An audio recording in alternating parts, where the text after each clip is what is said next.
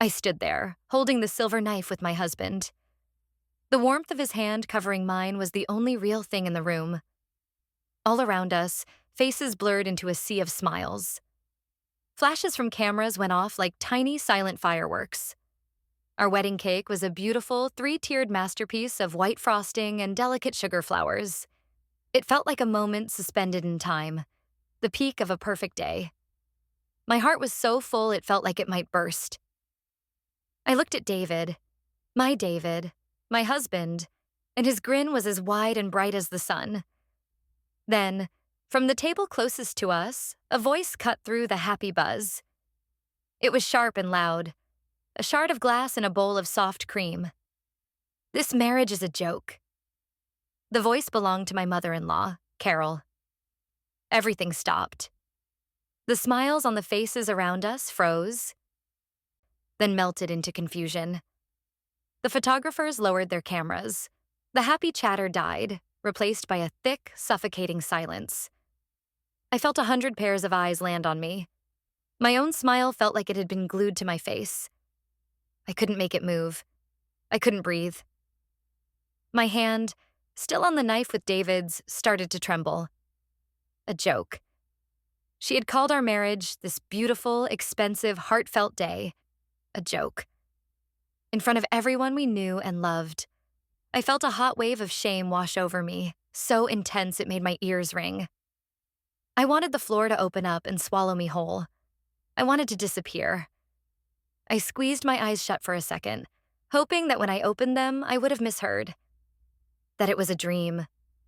But when I opened them, she was still there, sitting at her table with a look of grim satisfaction on her face. Her husband, Robert, sat beside her, looking pale and horrified, his hand on her arm as if to hold her down. David let go of the knife. He turned his head slowly, and I watched his expression shift from pure joy to utter disbelief, and then to a cold, hard anger I had never seen before. His knuckles were white. "What did you say?" he asked. His voice was low, but it carried across the silent room. Carol lifted her chin. She didn't shout this time. She said it again, her voice dripping with venom, making sure we all heard her clearly. "You heard me, David. This whole thing is a pathetic joke." That was it. That was the moment everything changed. I felt David's body go rigid next to me. He took a step away from the cake, away from me. For a terrifying second, I thought he was going to walk away from it all. Leave me standing there alone in my white dress, the living punchline to his mother's cruel joke. My heart didn't just break. It felt like it shattered into a million tiny, sharp pieces. This is it, I thought. This is the end. But he didn't walk away. He turned back to the cake, the beautiful, perfect symbol of our new life together. And with a roar of pure rage that seemed to come from the deepest part of his soul, he plunged his hands into the top tier. He ripped out a huge chunk of white cake and frosting. I gasped. People screamed. And he hurled it. He didn't throw it at her. He smashed it onto the polished wooden floor right in front of her feet. It landed with a wet, sickening thud. White cake and buttercream splattered across the floorboards and onto the tablecloth of her pristine table. A collective gasp swept through the room. Carol shrieked as if she'd been physically struck. Robert jumped to his feet, knocking over his chair, but David wasn't looking at them anymore. He turned back to me, his chest heaving, his hands covered in frosting. His eyes found mine, and in them I saw not just anger, but a fierce, protective fire. He grabbed my hand, the one that wasn't sticky with cake. "We're leaving," he said, his voice a harsh command. And I let him. I let him pull me away from the ruined cake, from the stunned faces of our guests, from the shrill, indignant cries of his mother. He led me through the crowd, a path clearing before us as people scrambled to get out of our way. We walked past my parents, their faces a mixture of shock and concern. My mom reached out a hand, but we were moving too fast. We didn't stop until we were outside in the cool night air. The sounds of the party, the music, the chaos we had left behind, all faded as David led me to the car. He opened the passenger door for me, his movement still stiff with anger. I gathered the layers of my ridiculous white dress and slid into the seat, my mind completely blank. He slammed the door, walked around to the driver's side, and got in. He started the engine without a word, and we drove away from our own wedding reception, leaving a scene of social carnage in our wake. The silence in the car was as heavy as the silence in the ballroom had been, but this time, it was just the two of us. And I had no idea what would happen next. I am 26 years old. My husband, David, is 28. And that night was supposed to be the first night of the rest of our lives. Instead, it felt like the end of everything. We drove for 10 minutes in complete silence. The streetlights passed in a blur. My beautiful wedding dress felt heavy and suffocating. The delicate lace on my arms scratched at my skin. The whole thing felt like a costume from a play that had gone horribly, horribly wrong. Then a single tear slipped down my cheek. It was followed by another and another. Soon I was crying. Not the silent, dignified tears of a sad movie heroine. I was making ugly, hiccuping sounds, my shoulders shaking. The full weight of the humiliation, the sheer cruelty of what Carol had done, crashed down on me. She hadn't just insulted me. She had tried to invalidate our entire relationship, our love, in the most public way possible. She had tried to mark me, to brand me as a joke in front of everyone I cared about. David immediately pulled the car over to the side of a quiet, tree-lined street. He turned off the engine, plunging us into near darkness. He unbuckled his seatbelt and turned to me. He didn't say anything at first. He just reached out and pulled me into his arms, my big, poofy dress crunching between us. I buried my face in his tuxedo jacket, the smell of starch and cologne filling my senses, and I sobbed. I cried for the ruined moment, for the perfect memory that was now forever stained. I cried for the money we had spent, the planning we had done, the joy that had been stolen from us. "I'm so sorry," he murmured into my hair, his voice thick with emotion. "I am so, so sorry."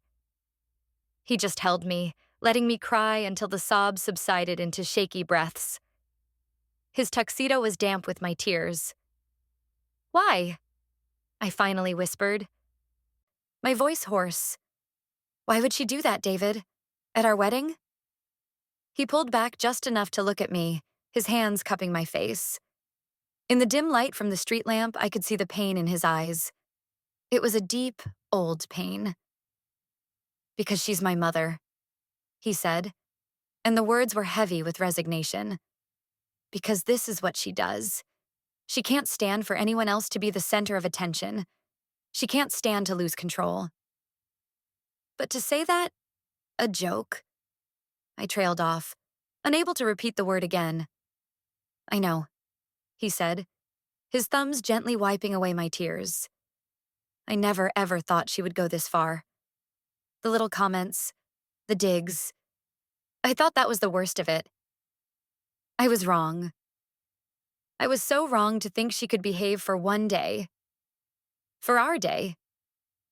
His apology felt real. His anger on my behalf felt real. But a tiny, cold seed of fear was planted in my heart. He had known she was like this.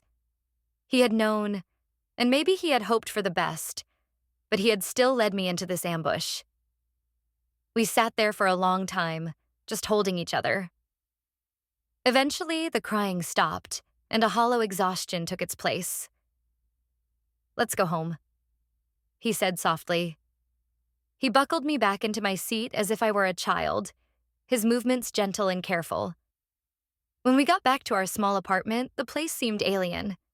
There were a few wedding gifts on the coffee table from friends who had sent them early.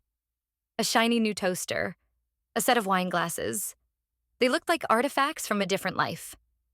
I walked into our bedroom and just stood in the middle of the room, still in my dress. David came in and started to unbutton the dozens of tiny pearl buttons down my back. His fingers were clumsy, still shaking slightly.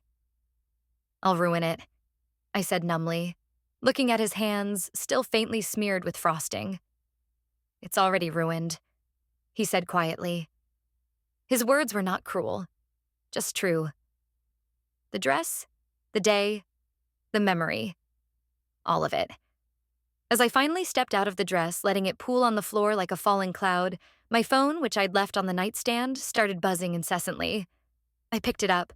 A dozen missed calls from my mom. A flood of texts. Are you okay? What happened? Call me. We are so worried. That woman is a monster. David's phone started ringing then. He glanced at the screen. The caller ID read, Dad. He hesitated for a second, his jaw tight. Then he answered it, putting it on speaker. What? He said, his voice flat. David. Son, what were you thinking? Robert's voice came through the speaker, frantic and high-pitched. Your mother is a mess. You can't just run out like that. She's a mess? David laughed, a short, bitter sound. She's a mess? Did you hear what she said, Dad? Did you see what she did? She was emotional, Davy, Robert pleaded. The wedding, seeing her only boy married. She'd had a bit of champagne. She didn't mean it. I stared at the phone. He was making excuses for her. He was trying to pretend it was an accident. My exhaustion began to curdle into a slow, burning anger. Stop it, David said, his voice dangerously low. Just stop. You know she meant it. You know exactly what she is. You've been cleaning up her messes your whole life. But you will not clean this one up. And you will not ask me to. Son, you have to be reasonable. Robert's voice wheedled. You embarrassed her. You embarrassed the whole family by throwing that cake. She embarrassed me. David shot back. She embarrassed the woman I love. She tried to destroy the happiest day of our lives. So no, I don't think I have to be reasonable. Don't call here again tonight. He hung up the phone, cutting off his father's sputtering protests. He stood there, breathing heavily, his fists clenched at his sides. He looked at me, his eyes full of a terrible conflict. He had defended me. He had stood up to his father. But I saw the exhaustion in his face, the weight of a lifetime spent dealing with his mother's toxicity. And I realized with a sickening certainty that this was not over. This was just the beginning. The battle had been declared at my wedding, and the war was just starting. The next morning, I woke up with a pounding headache and a feeling of profound dread. The sun was streaming through the window, bright and cheerful, which felt like a personal insult. My wedding dress was still in a heap on the floor. I stared at it, a symbol of a day that had been so full of promise and ended in such disaster. David was already awake, sitting on the edge of the bed, staring at the wall. He was still in his wrinkled tuxedo pants from the night before. Did you sleep? I asked, my voice scratchy. He shook his head. Not really. I just kept replaying it in my head. What she said. The look on your face. He turned to me, his own face etched with guilt and exhaustion. I should have known. I should have done more to protect you from her before this. What could you have done? I asked, though a part of me was asking the same question. Tell her not to come to her own son's wedding? Maybe, he said quietly. Maybe that's exactly what I should have done. The thought was startling, but also strangely comforting. The idea that he was willing to consider such a drastic step meant he understood the severity of what she had done. We decided, without much discussion, that our planned honeymoon to Hawaii was off. Neither of us could imagine sitting on a beach, sipping cocktails, pretending that our lives hadn't just been blown apart. David called the airline and the hotel, his voice flat and monotone as he canceled our reservations. I sat on the couch, wrapped in a blanket, and listened. Each canceled booking felt like another part of our happy future being erased. My phone started buzzing again. It was my best friend, Sarah. She had been my maid of honor. I took a deep breath and answered, "Oh my God, are you okay?" She burst out before I could even say hello. "I've been so worried. My mom and I just left your parents' house. Everyone is just in shock." "I'm okay," I lied. "We're home." "What she did was unforgivable," Sarah said, her voice fierce. I was sitting 2 tables away, and I heard it clear as day. The way she said it, it was deliberate. It was pure poison. Her husband called, I told her, my voice hollow. Said she was emotional and had too much champagne. Sarah scoffed. Champagne doesn't make you invent a new personality. It just makes you a louder version of who you already are. This wasn't a slip of the tongue, Chloe. You know that, right? This was a planned attack. Hearing her say it out loud so bluntly crystallized the uneasy feeling I'd had. A slip of the tongue is, this cake is a joke. Calling the entire marriage a joke in front of everyone felt different. It felt strategic. It felt like a move in a game I didn't even know I was playing. Planned? I repeated the word. You really think she planned to do that? I don't know, Sarah admitted. But it wasn't random. Think about it. She has never liked you. All those little comments she made during the planning, about your dress being a good value, about our neighborhood being so far out, about your parents being so nice in that tone that really means they're simple and unsophisticated. This was just the grand finale. Sarah was right. Carol had been dropping these little poison pills for the entire year we were engaged. I had tried to ignore them, to be the bigger person. I had told myself she was just old-fashioned or protective. David had always been apologetic after the fact. That's just how she is, he'd say. Don't let her get to you. I had tried not to let her get to me. But she had gotten to me. She had gotten to all of us. As Sarah and I talked, a specific memory surfaced, something that had seemed merely strange at the time. About a week before the wedding, we had attended a family barbecue at Carol and Robert's house. Carol's sister, Brenda, had cornered me by the drinks cooler. Brenda was a nervous, bird-like woman who always seemed to be fluttering at the edges of Carol's orbit. I was just so thrilled to hear about your promotion at work, Brenda had said, her smile a little too wide. Carol was telling me all about it. Oh, thank you, I had said, surprised. I hadn't told Carol about my promotion. I must have mentioned it to David, who then told her. And you're paying off your student loans so quickly, Brenda had continued, her eyes darting around. That's so responsible. It must be a relief for David, knowing you're so financially independent. The conversation had felt intrusive and odd. Why was she so interested in my finances? At the time, I brushed it off as nosy family gossip. But now, filtered through the lens of what happened at the wedding, it felt different. It felt like an interrogation. It felt like she was gathering information. Sarah, I said slowly, I think you might be right.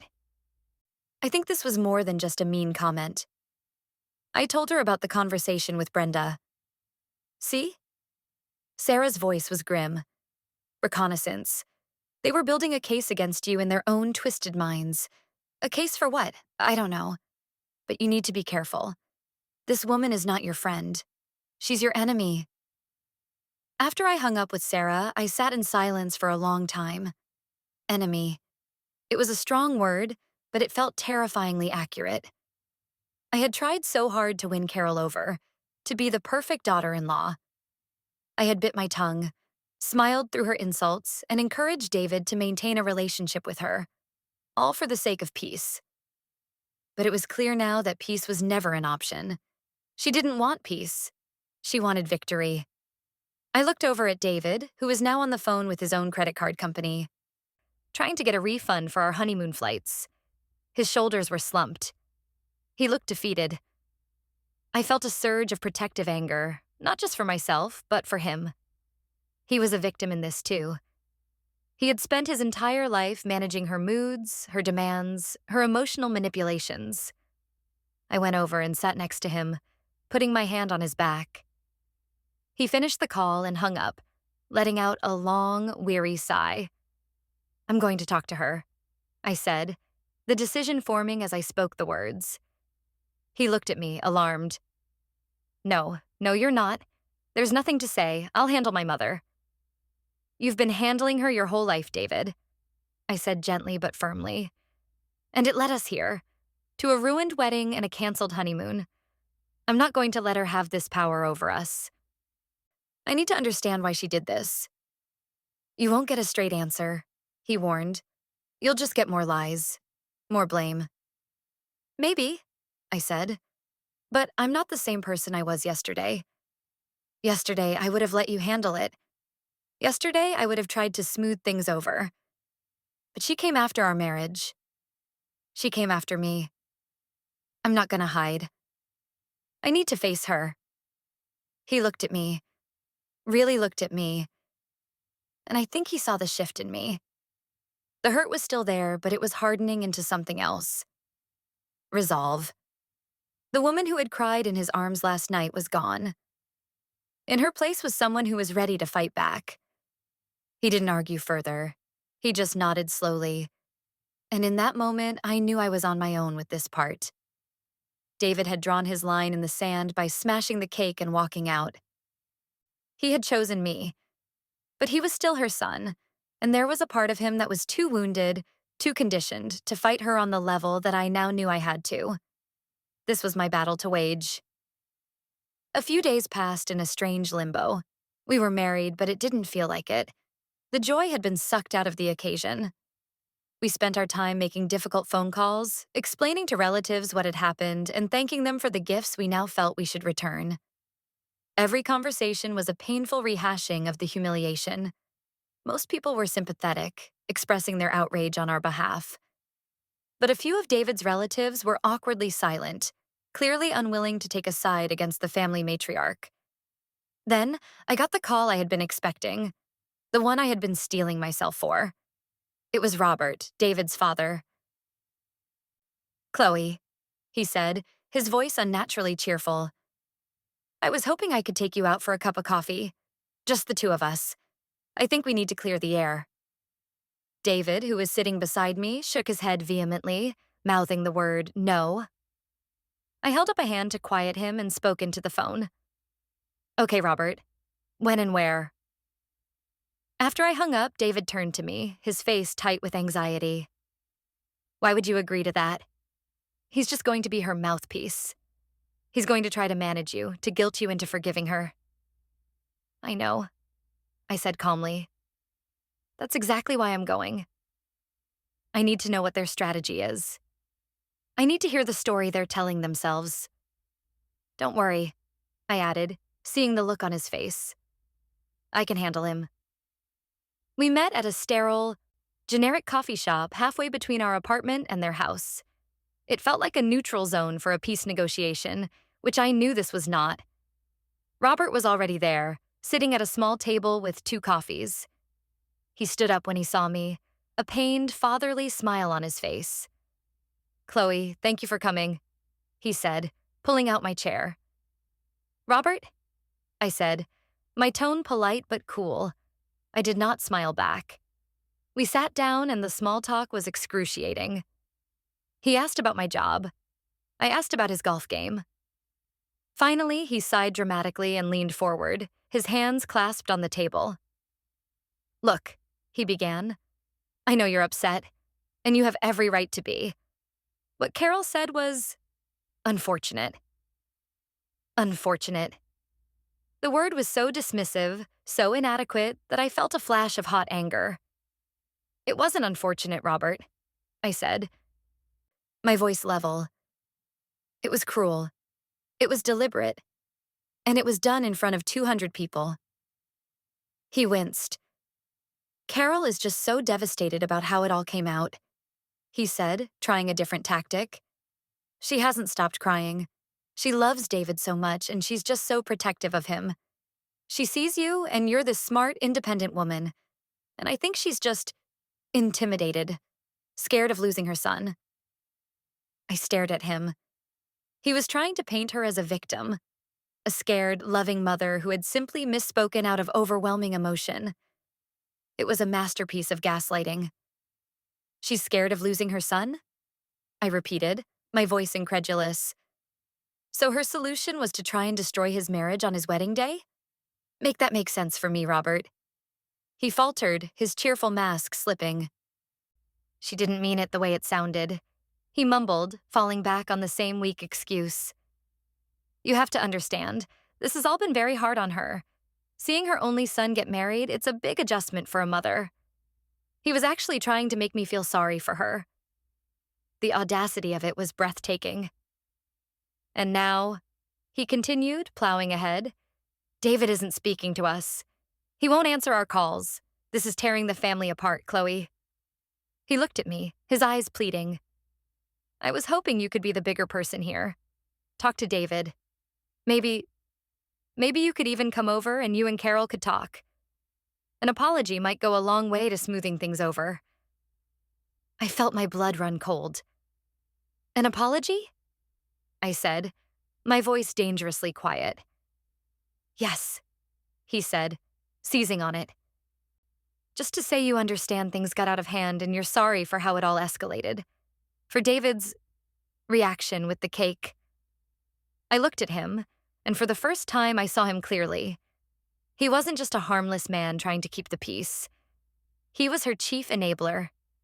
He was the one who followed behind her, sweeping up the wreckage, convincing her victims that the fault was theirs. He was just as much a part of the poison as she was. I stood up. My coffee was untouched. I am not going to apologize, Robert, I said, my voice shaking with a fury I could no longer contain. I will not apologize for being humiliated. I will not apologize for my husband defending me. And I will not be the bigger person anymore. Being the bigger person has gotten me nothing but insults and disrespect. Tell Carol that her plan failed. David and I are fine, but she has lost a son. And you, I added, looking him right in the eye, have done nothing to stop it. I turned and walked out of the coffee shop, leaving him sitting there, his mouth hanging open. The mask was gone. All that was left was a weak, stunned man who had just realized his usual tactics weren't going to work on me. As I walked to my car, my anger solidified into a cold, hard certainty. Sarah was right. This was a war. And I had just fired my first real shot. When I got home and told David about the meeting, he was furious. He asked you to apologize? To my mother? He paced back and forth in our small living room. I can't believe him. After all these years, he still chooses her. He always chooses her. It's okay, I said, though it wasn't. It's good, actually. Now we know. They're a team. They're telling a story where she's the victim and we're the ungrateful children who overreacted. So what do? He asked, stopping in front of me. We just cut them off forever? Never see them again? He sounded lost.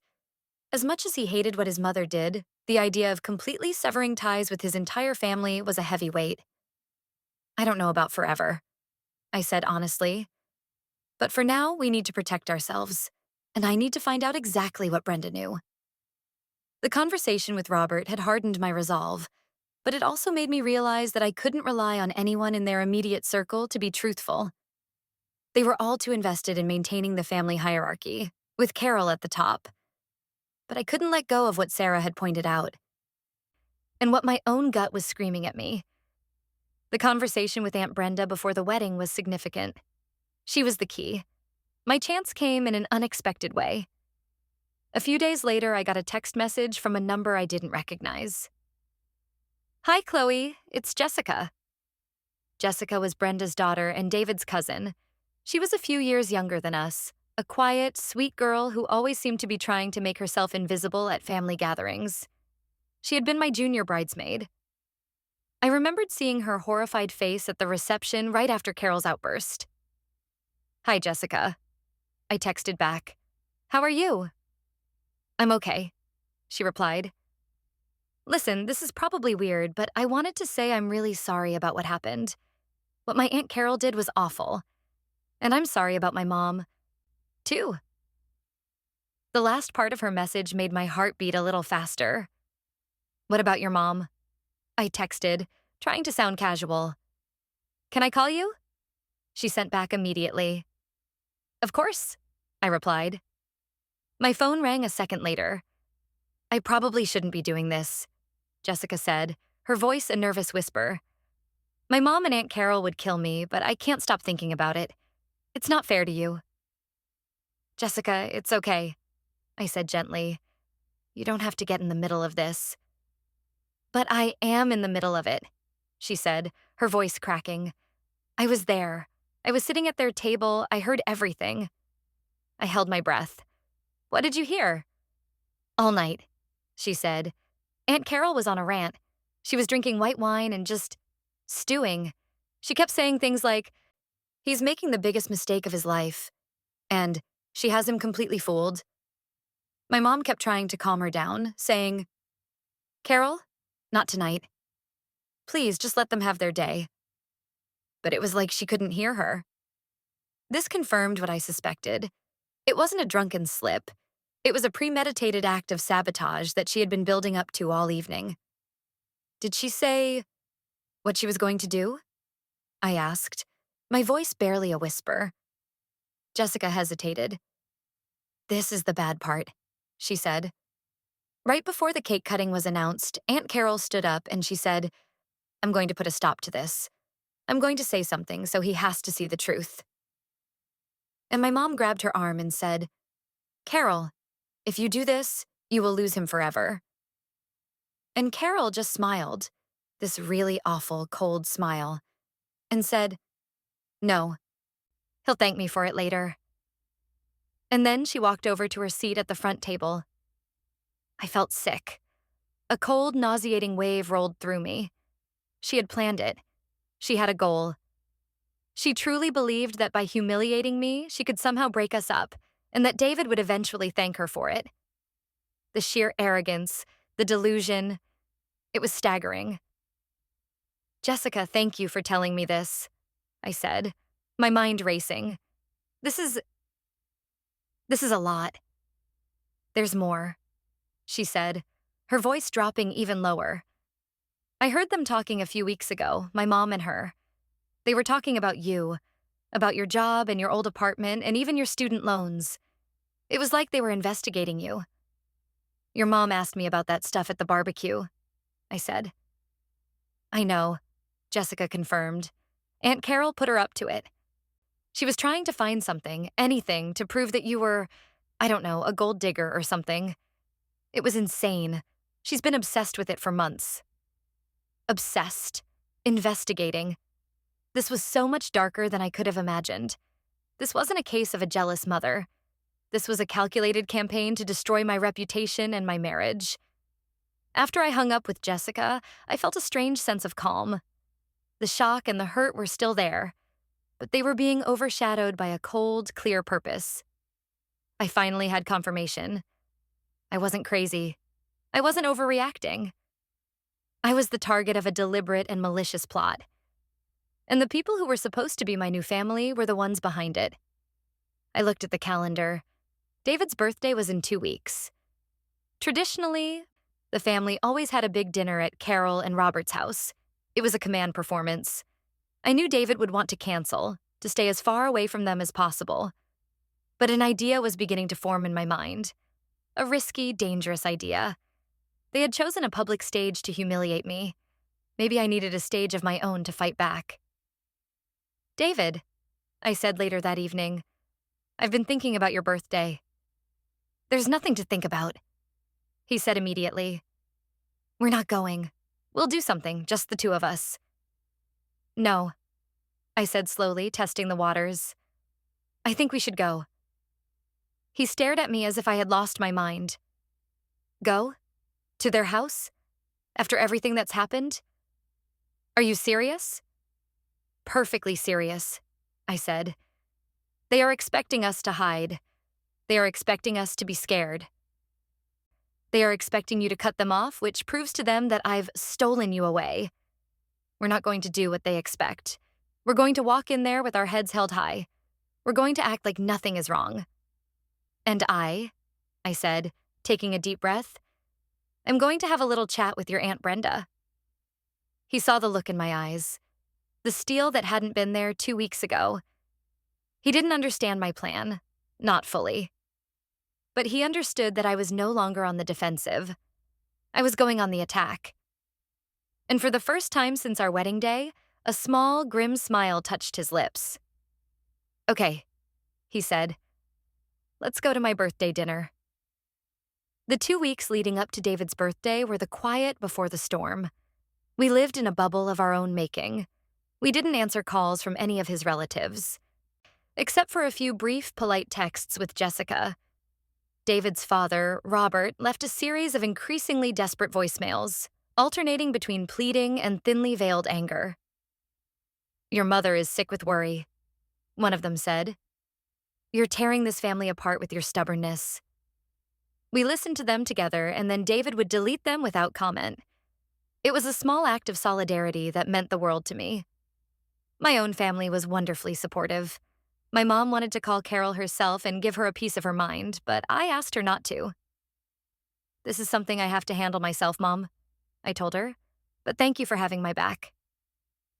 It felt good to know I had a safe harbor, a family that wasn't built on a foundation of manipulation and control. During those 2 weeks, I mentally rehearsed what I was going to do. I knew Brenda was the weak link. She was not malicious like her sister. She was weak, easily led, and terrified of conflict. Carol's power over her was immense. I couldn't just confront her directly and expect her to confess. She would panic and lie. I needed leverage, but I had none. So I decided I would have to invent it.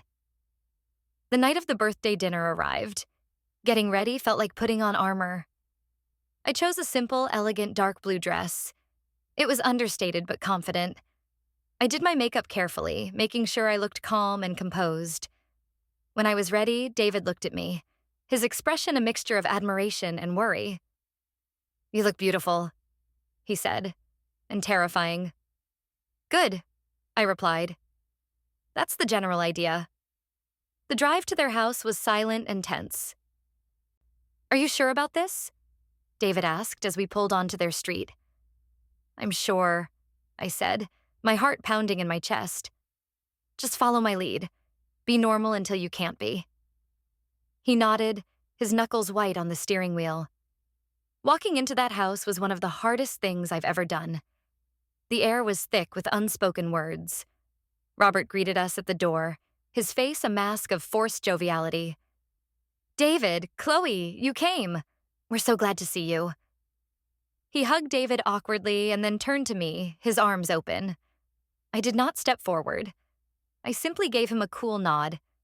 His arms dropped to his sides. Carol was in the living room. She was perched on the edge of an armchair, looking pale and thinner than I remembered. When she saw me, her eyes flickered with something ugly. Hatred, maybe. Or fear. Before her face settled into a mask of martyrdom. She was the wronged mother, forced to endure the presence of the woman who had turned her son against her.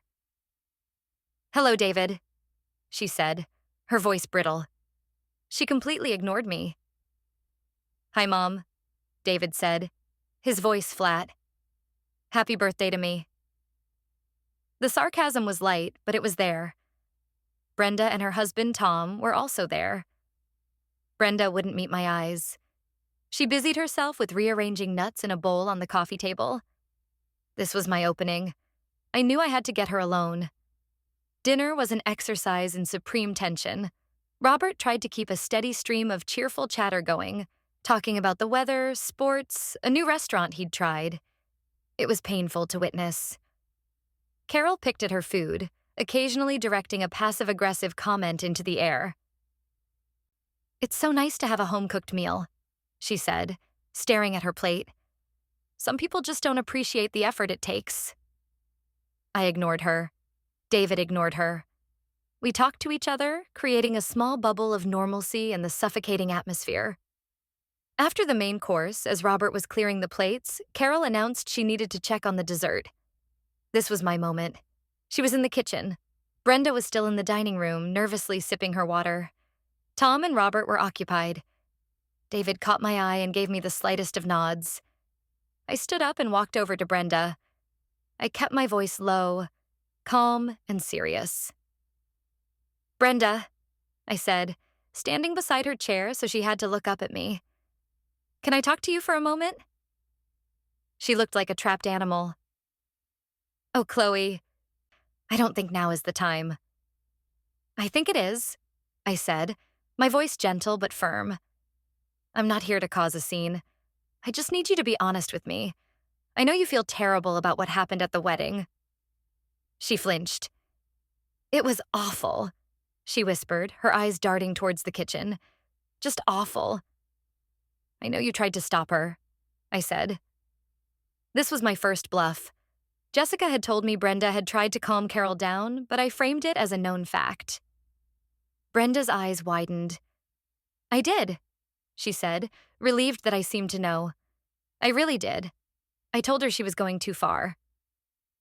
Now for the big one. The lie that I hoped would break everything open.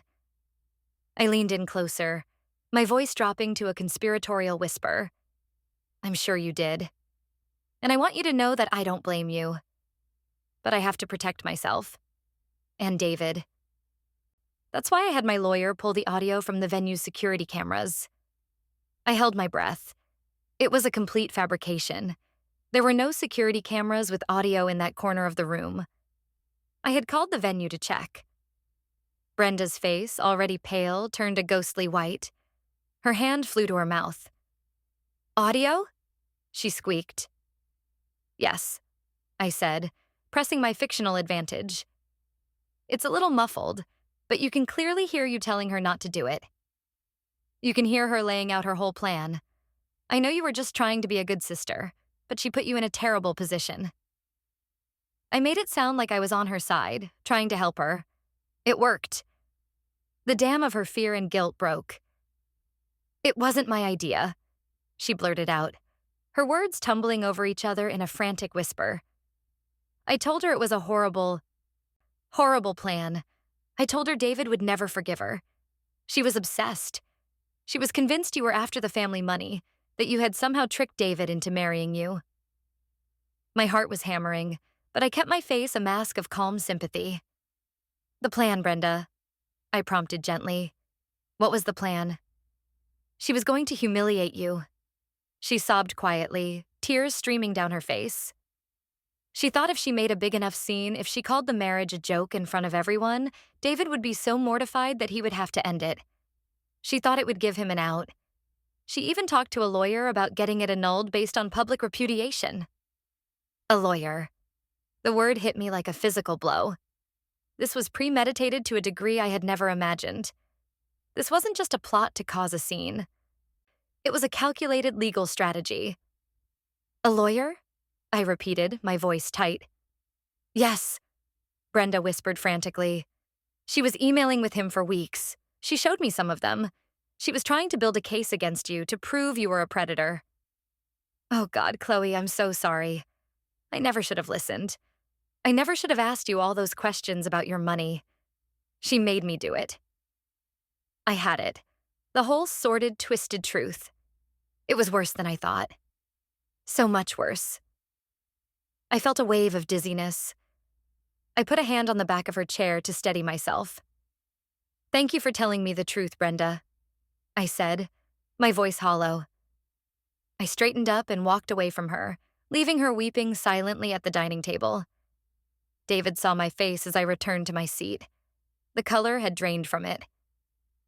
What's wrong? He mouthed silently.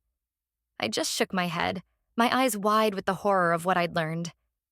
I looked towards the kitchen, where Carol was now coming out with a birthday cake, a triumphant smile on her face. She thought she was winning. She had no idea that I now held the weapon that would destroy her. We have to go, I whispered to David. Now. He didn't question me. He stood up just as Carol was placing the cake, blazing with candles in front of him. We're leaving, he announced to the room. Carol's smile vanished. What?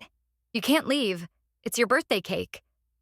I've lost my appetite, David said, his eyes like chips of ice. He took my hand and we walked out of that house for the second time, leaving a stunned and broken family in our wake. This time, I wasn't the one who was humiliated. I was the one with the power, and I knew exactly how I was going to use it. The car ride home was a blur of furious energy. As soon as we were safely away from his parents' street, I told David everything. Every last poisonous detail that Brenda had confessed. The plan to humiliate me. The goal of getting him to annul the marriage. And the final, devastating piece of the puzzle. The lawyer. When I finished, David was silent. He just kept driving, his eyes fixed on the road, his face a grim, unreadable mask. I waited, my own heart pounding. I had just told him that his own mother had not only tried to destroy our wedding, but had been actively plotting with a lawyer to end our marriage. I had no idea how he would react. Would he be angry? Devastated? Would some small part of him try to defend her? He finally pulled into our apartment building's parking garage, switched off the engine, and just sat there, his hands gripping the steering wheel so tightly his knuckles were bone white. "A lawyer," he said, his voice a choked whisper. "She hired a lawyer to go after my wife." He said the word wife with a strange mix of wonder and pain. He turned to me and his eyes were filled with a terrible, crystalline clarity. The last vestiges of denial, the last shreds of hope that his mother could be redeemed, had been utterly obliterated. "She didn't just insult you, Chloe," he said, his voice breaking. "She declared war on us, on our future." "I know," I said softly. He was quiet for another moment, and I could almost see the gears turning in his head. A lifetime of memories and excuses and justifications being reevaluated in the harsh light of this new reality. The son who had been conditioned to manage his mother's moods was gone. In his place was a husband whose wife had been targeted. "Brenda said she had emails," I said, breaking the silence. "Between her and the lawyer." David's head snapped up. "Emails," he repeated. "On her computer." "Yes," I said. "But we can't prove it. Brenda will never testify against her. She's too scared. It's our word against theirs, and Robert will back Carol up no matter what." "We don't need Brenda," David said, a new, cold hardness in his voice. "We need the emails." He looked at me, a plan dawning in his eyes. "I know her password. It's been the same for 20 years. It's the name of my childhood dog." The idea was audacious and terrifying. "David, we can't just break into their house and go on her computer. That's illegal." "What she did was immoral," he shot back. "What she did was a betrayal so deep I don't even have words for it. She tried to use the legal system to tear us apart behind our backs. I think we're entitled to find the proof. She doesn't get to hide. Not anymore." He was right. This wasn't about playing fair anymore. She had thrown the rulebook out the window when she stood up at our wedding. This was about survival. "When?" I asked. "They go out to dinner with the Hendersons every Thursday night," he said without hesitation. "From 7 to 9 like clockwork. This Thursday. We're going in." The next few days were a blur of nervous anticipation. The plan was simple, but the risks were enormous. If we got caught, we would be the villains. We would be the crazy, obsessive ones who broke into their own parents' house. Carol would be vindicated in the eyes of the family. She would have the ultimate proof that I was a malicious influence who had turned her son into a criminal. But if we succeeded, we would have the one thing that could end this war for good. Undeniable proof. Thursday night arrived. David was a bundle of nervous energy. He drove, and I sat in the passenger seat, my stomach in knots. We parked a block away from his parents' house and waited. At 7:15 p.m., we saw their car pull out of the driveway and head down the street. "Okay," David said, his voice tight. "They're gone. Let's go." He had a key to the house. He'd had it since he was a teenager. As he put the key in the lock, his hand was shaking. The door swung open into the silent, dark house. It smelled the same as it always had, of potpourri and Carol's faint, floral perfume. It was the smell of David's childhood, and tonight we were violating it. "The study is at the back," he whispered, closing the door behind us. We moved through the house like ghosts. Every creak of the floorboards sounded like a gunshot. My heart was pounding so hard I was sure he could hear it. We reached the study, a dark, wood-paneled room lined with books. Her laptop was sitting on the antique desk, closed. "Okay," David said, taking a deep breath. He sat down in his father's leather chair, opened the laptop, and turned it on. The screen glowed to life, illuminating his tense face. The login screen appeared, asking for a password. He typed, Buster1. Access granted. We were in. My breath caught in my throat. David's hands flew across the trackpad, his movements swift and sure. He opened her email program. The inbox loaded, a long list of mundane messages, newsletters, a note from a friend, a reminder for a dentist appointment. What was the lawyer's name? David asked. Brenda didn't say, I whispered. She just said her lawyer. Okay, he said, his focus absolute. She would have been searching. Let's check her search history first. He opened the web browser. He clicked on the history. And there it was. A long list of searches from the past 2 months. How to get an annulment in this state. Signs of a predatory marriage. Proving undue influence. Family law specialists near me. It was all there. A digital roadmap of her malicious intent. I felt a fresh wave of sickness. She had been researching this for months. Okay, I see a few law firm names here, David muttered, scrolling through the list. Let's check the sent folder in her email. We'll search for those names. He went back to the email program and opened the sent items folder. He typed the first lawyer's name into the search bar. Nothing. He tried the second. Nothing. My hope began to falter. Maybe she had deleted them. Wait, he said. I remember her talking about a guy her friend used for her divorce. Thompson. Let's try that. He typed Thompson into the search bar. A list of emails populated the screen. Dozens of them. The subject lines alone made my blood run cold. Initial consultation regarding a family matter. Follow-up on asset protection. Strategy for public declaration. Undue influence proof.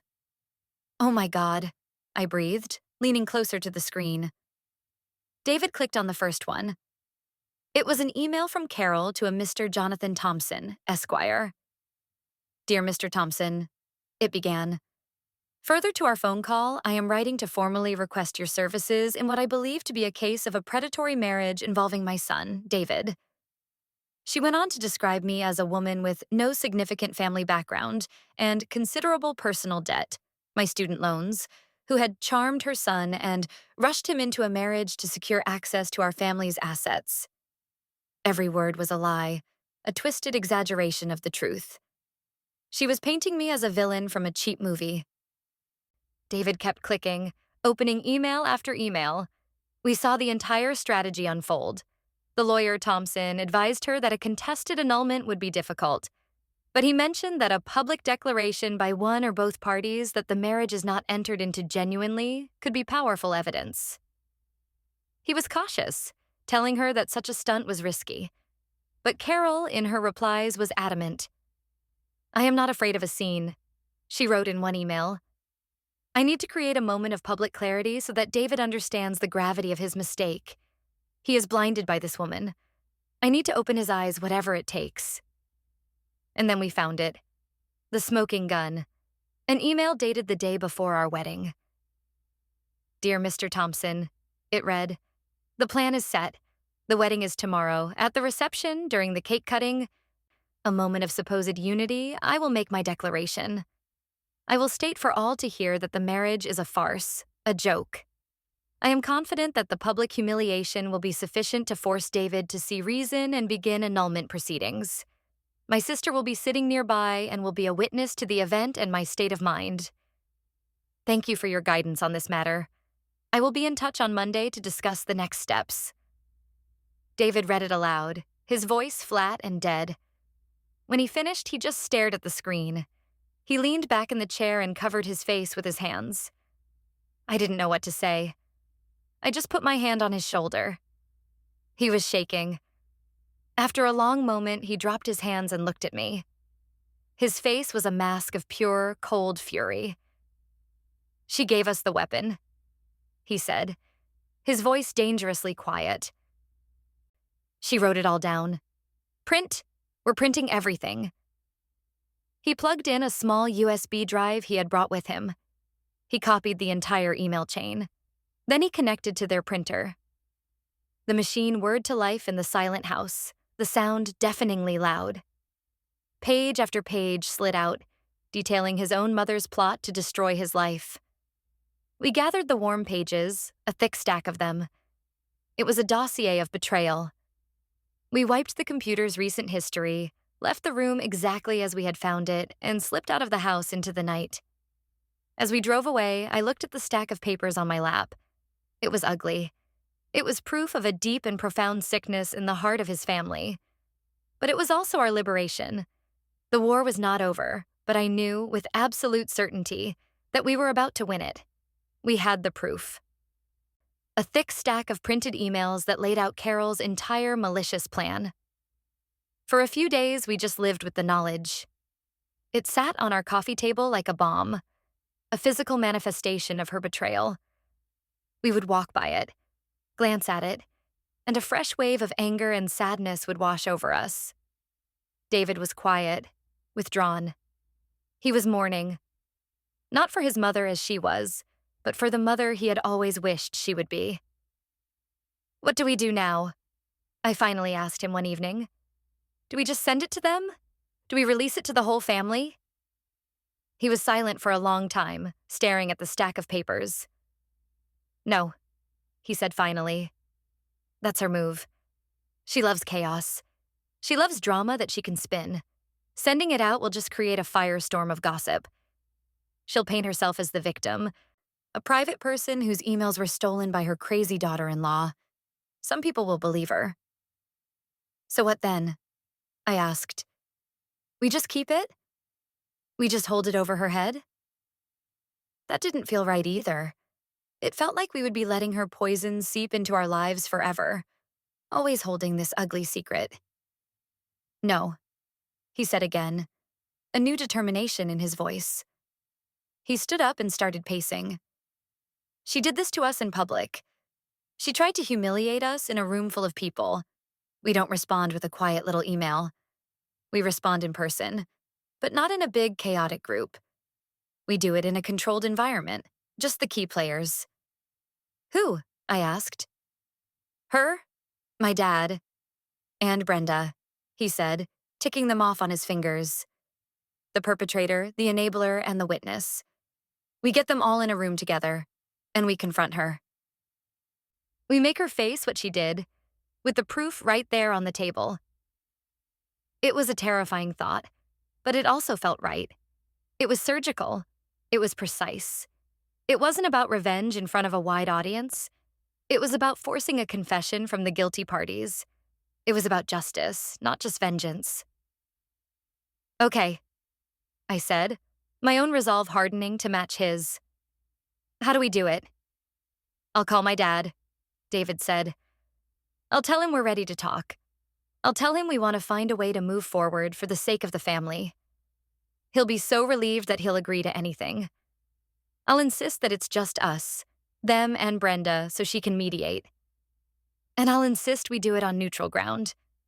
A private room at a restaurant. No home field advantage for her." It was a brilliant plan. It used his father's desperation for peace against him. Robert would be so eager to broker a reconciliation that he would walk right into our trap, bringing Carol and Brenda with him. David made the call the next day. I listened from the other room as he played his part perfectly. His voice was tired, sad, and conciliatory. "Dad, I can't keep living like this," he said. "The fighting, the silence. It's not right. Chloe and I want to try to work through this. We want to meet." I could hear the audible sigh of relief from Robert on the other end of the line. He agreed to everything immediately. The meeting was set for the following Tuesday night, a private dining room at a quiet, upscale Italian restaurant downtown. The days leading up to the meeting were the most stressful of my life. We had our script, we had our evidence, but I was terrified that something would go wrong. What if she screamed and created a scene in the restaurant? What if she flat out denied it, even with the proof in front of her? What if Robert and Brenda sided with her, and it became 3 against 2? "We just stay calm," David said, sensing my anxiety. We don't raise our voices. We just state the facts. The truth is on our side. The papers don't lie. On Tuesday night, we dressed as if we were going to a business meeting. We were a team, a united front. David carried a slim leather portfolio. Inside was the stack of emails. As we walked into the restaurant, my stomach was doing flip-flops. The maitre d' led us to the private room. They were already there, seated around a large circular table. Carol, Robert, and Brenda. They looked like a tribunal, waiting to pass judgment. Robert stood up, his face beaming. David, Chloe, thank you for doing this. This means so much. Carol and Brenda just watched us, their expressions guarded. We sat down. The tension in the room was so thick you could taste it. A waiter came in and asked about drinks. We all ordered water. No one was here to enjoy a meal. Robert cleared his throat, taking on the role of master of ceremonies. Well, he began, smiling nervously. Here we are, all family. I know there have been a lot of hurt feelings on both sides. On both sides. The false equivalency made my jaw tighten, but I stayed silent just as we had planned. And I think the first step to healing is for us to all just talk honestly, he continued. Carol, I know you wanted to say something. He looked at his wife expectantly. Carol took a deep breath, clutching her purse in her lap. She looked directly at David, her eyes welling up with practiced tears. She still hadn't looked at me. David, my darling boy, she began, her voice trembling. I am so sorry if what I said at your wedding caused you any pain. My heart was just so full of emotion and I misspoke. I never meant to hurt you. You are my world. I only want what's best for you. It was a performance worthy of an award. The heartbroken mother, misunderstood and maligned. She was trying to bypass me completely, to appeal directly to her son. David let her finish. He let the silence hang in the air for a moment. Then he spoke, his voice calm and even. Okay, Mom, he said. Thank you for that. But we're not here to talk about a misunderstanding. We're here to talk about the truth. Carol's eyes narrowed slightly. The truth? I just told you the truth. I was emotional. No, David said, his voice dropping. That's not the truth. The truth is that you didn't misspeak. You said exactly what you meant to say. It was part of a plan, wasn't it? He glanced at Brenda, who immediately looked down at her lap, her face pale. Carol stiffened. A plan? What on earth are you talking about? You're being paranoid, David. She said, finally gesturing at me with a flick of her wrist, has been filling your head with nonsense. Has she? David said. He reached down and opened the portfolio. He took out a single sheet of paper and slid it across the polished table. It stopped directly in front of Carol. It was the email where she had called me a predatory gold digger. I am watching her face. This is the moment. The air in the room is thin, electric. Her eyes drop to the paper. She reads the first line. The fake tears in her eyes evaporate, replaced by a flash of pure, unadulterated panic. Her carefully constructed facade of the wounded mother cracks. Her mouth opens, but no sound comes out. She looks up, her eyes darting from the paper to me, then to David. She looks at Brenda, a look of accusation and betrayal. Brenda shrinks in her chair, looking like she might faint. Robert just looks confused, leaning over to try to see the paper. What is this? Carol stammers, her voice a harsh whisper. Where did you get this? That's not the question, Mom, David says, his voice like ice. The question is, did you write it? No, this is a fake, she cries, her voice rising in hysteria. You faked this. She faked this to turn you against me. I knew she was manipulative. Did I? I say, speaking for the first time. My voice is quiet, but it cuts through her panic. Did I also fake your emails to your lawyer, Mr. Jonathan Thompson? The ones where you laid out your strategy to publicly humiliate me at my own wedding? The name of the lawyer hits her like a physical blow. Her face goes completely white. She knows.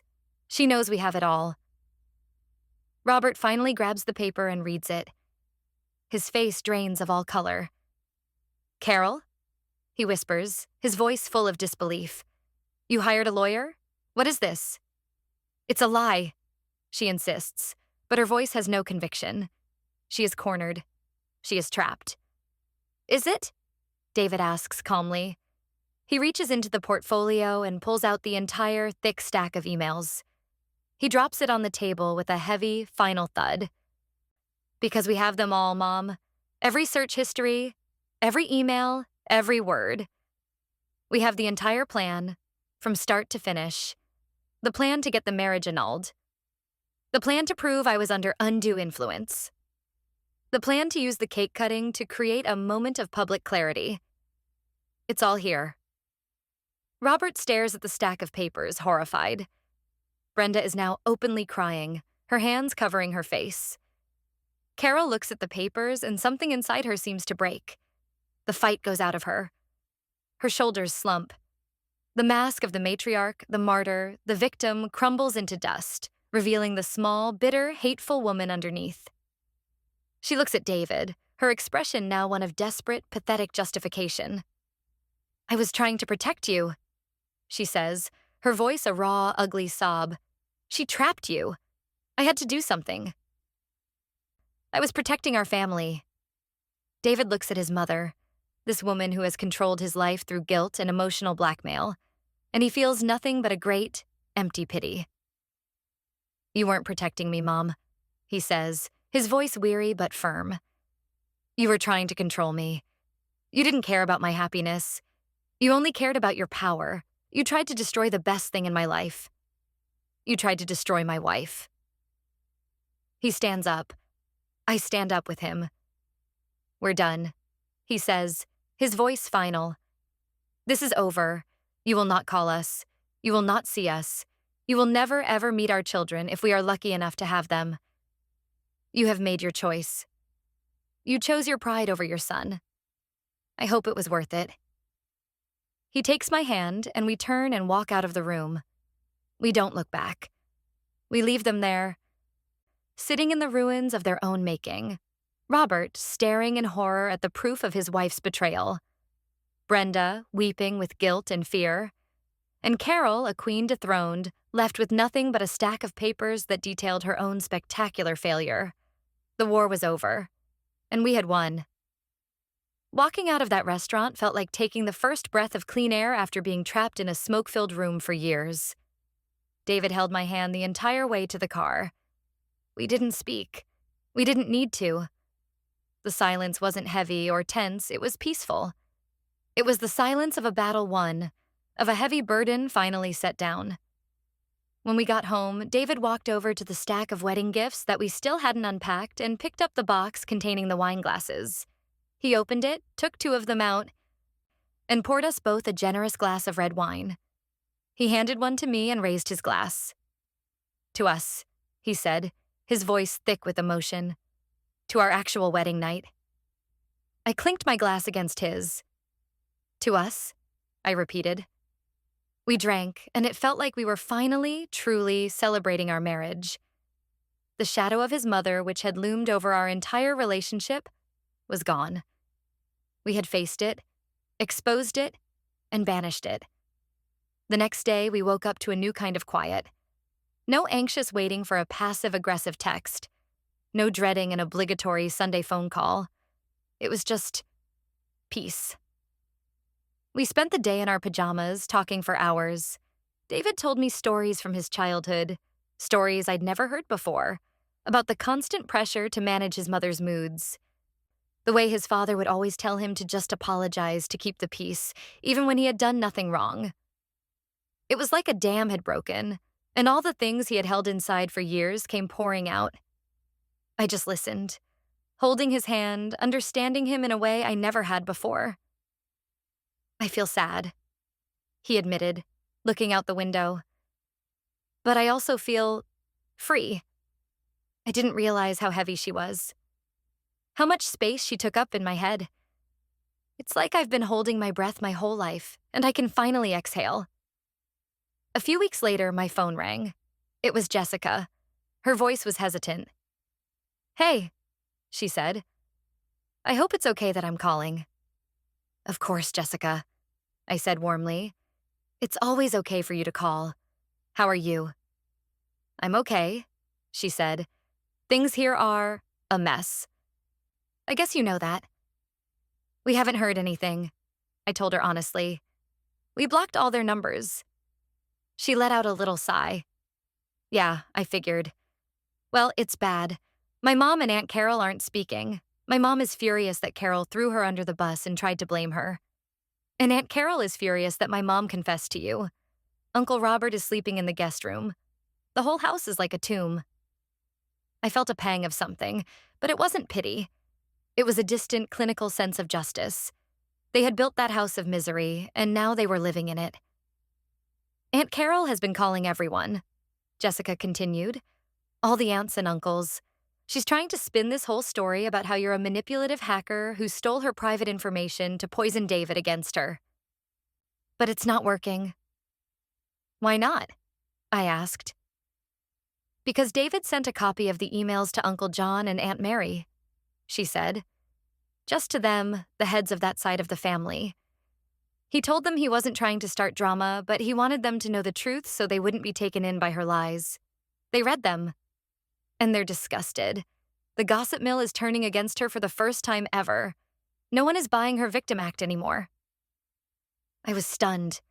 David hadn't told me he'd done that. It was another strategic surgical move. He hadn't blasted the family with the information. He had given it to the key people he knew would be level-headed, effectively neutralizing Carol's ability to control the narrative. "Wow," I said. "He's really thought this through." "He's protecting you," Jessica said simply. "And himself. Everyone is finally seeing him as an adult, not just Carol's little boy. And they're seeing her for what she really is." The conversation with Jessica confirmed that we had done the right thing. We had not only saved our marriage, but we had broken a toxic family dynamic that had been hurting people for decades. A month after that, David and I decided we needed a do-over. Not a big party. Not a performance for anyone else. Just for us. We flew to a small, quiet beach town. My parents came, and so did Sarah. That was it. One sunny afternoon, standing on the sand with the waves crashing behind us, we said our vows again. David's voice was strong and clear, and when he looked at me, his eyes were full of a love that was deeper and more solid than ever before. We had been through the fire together and come out the other side, stronger and more united. This time, when I cried, they were tears of pure, unadulterated joy. Life settled into a beautiful, peaceful rhythm. We were just a normal married couple, building our life together. We bought a small house. We adopted a dog. We were happy. The drama with his family faded into the background, a bad memory that had lost its power to hurt us. Then, about a year after the wedding, a letter arrived. It was addressed to me. The handwriting on the envelope was a familiar, spiky script. It was from Carol. My first instinct was to throw it away, unopened. But curiosity got the better of me. David was at work. I sat down at our kitchen table and opened it. It was a long, rambling, 2-page letter. It started with what looked like an apology. "I am sorry for the pain that was caused," it began. But it quickly devolved into a litany of excuses and blame. She was sorry, but I had never really tried to fit into their family. She was sorry, but I was too independent and didn't understand the bond between a mother and son. She was sorry, but David had changed since he met me. It went on, a masterclass in non-apology. The final line was the most telling. "I hope one day you will realize the damage you have done and we can all move on from this." She was still trying to frame me as the villain. She was still trying to rewrite history. She had learned nothing. I read the letter once, then a second time. I felt nothing. No anger, no hurt, just a distant, weary sadness for her. She was trapped in a prison of her own making, and she was still rattling the bars, blaming the world for her confinement. I didn't show the letter to David. It was her poison, and I refused to let it into our home. I walked over to the small paper shredder we kept in our home office. I took the 2 pages of her letter, her last pathetic attempt to regain control, and I fed them into the machine. It whirred to life, pulling the pages in and turning them into a cascade of meaningless confetti. She was still trying to have the last word. She didn't understand that we had already ended the conversation a year ago. Some people never learn that their actions have consequences. She finally learned what it feels like to be completely and utterly ignored.